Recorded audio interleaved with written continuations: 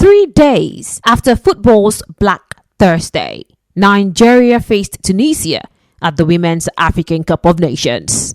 During first half stoppage time, Rinsola darts inside and raffles home Nigeria's second. She instantly sinks crossed legs with fingers that plays with an invisible controller. It was Diogo Jota's iconic celebration.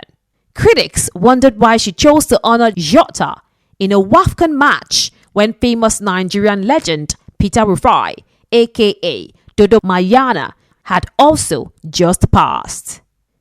You are about to hear the side of a story no one's telling, and why the tribute has nothing to do with disrespecting Peter Rufai. Let's start at the root. Rinsola Babajide burst onto England's youth scene in 2015 with Millwall Lionesses. She was a 16-year-old who played down the wings and had a charming smile. In January 2018, Rinsola signed for Liverpool Women and walked past a certain Portuguese forward who is also getting his induction with the men's team staff across the corridor. Different squads, same badge. Friendships spark quickly at Anfield thanks to Liverpool's shared cafeteria and famous foundation events where men's and women's sides mingle for community outreach.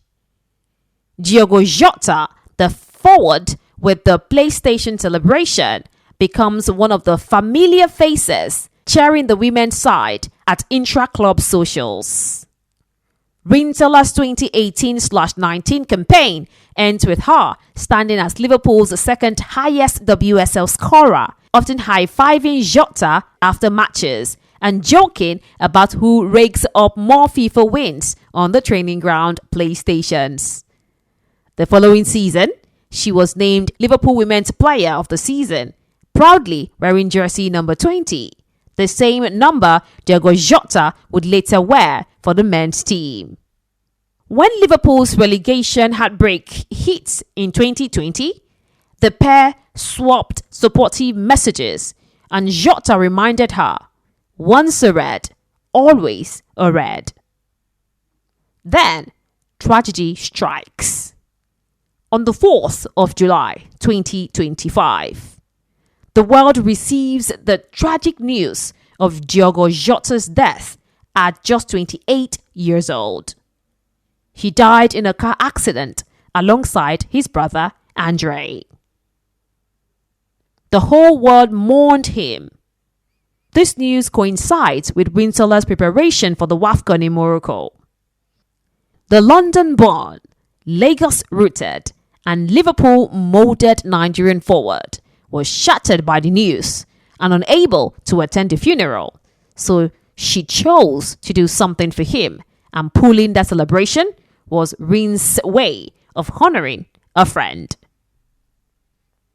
To be fair, Peter Rufai wasn't just any former player.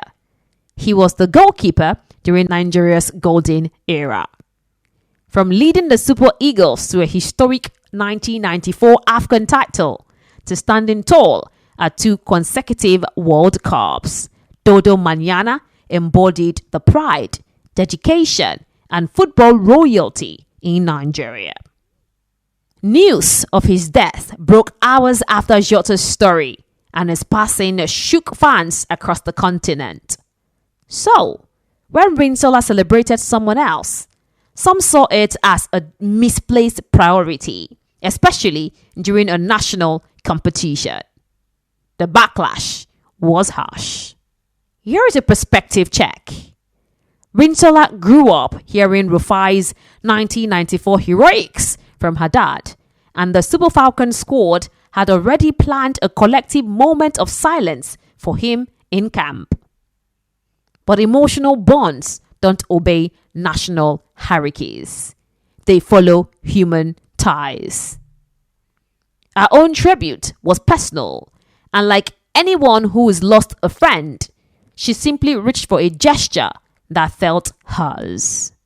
She probably planned it before kickoff.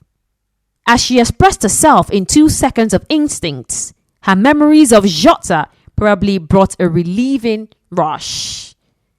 In response to the backlash, Rinsola took to social media and posted, "No matter what you do, people will judge you.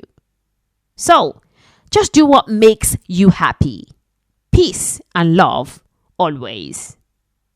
So, before you hop on the backlash bandwagon, remember that one person's gesture of love doesn't erase another's legacy. As we leave you in this video, if you know anyone passionate about African sports and data, especially women's sports, kindly send them our way. We hope you enjoyed this and can join us in the next video. Remember to like, share, follow, or subscribe, and also tell somebody about us.